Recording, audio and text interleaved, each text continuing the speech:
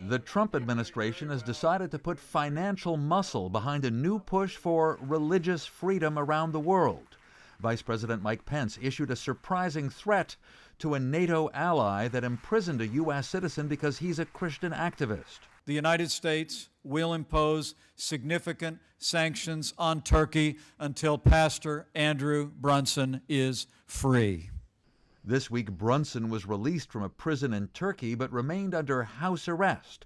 He and his family have lived in mostly Muslim Turkey for over 20 years. Pence was addressing a meeting at the U.S. State Department devoted to advancing religious freedom. The vice president mentioned oppression of Tibetan monks in China, church activists in Nicaragua.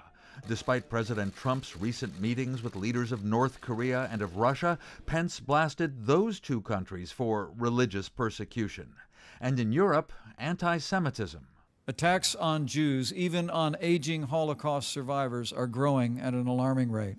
Pence also said the long-suffering people of Iran include Baha'is and Christians whose rights are violated. Among survivors of persecution at this conference here in Washington, Maryam Rostampour, a Christian sentenced to death in Iran, luckily released 9 years ago and able to move to Atlanta. This is a great move by the U.S. administration that gathered all these people, the survivors, those who have strong testimonies to share with the world. She wrote a book with fellow Christian Marzia Amirizadeh. It's a good conference. It's very powerful. And I believe we will see positive change in near future. As they hosted officials from 84 countries and survivors of persecution, Trump administration officials announced a genocide response and recovery program and the International Religious Freedom Fund, hoping governments and philanthropists will donate hundreds of millions of dollars to help victims. Together we will champion the cause of liberty as never before.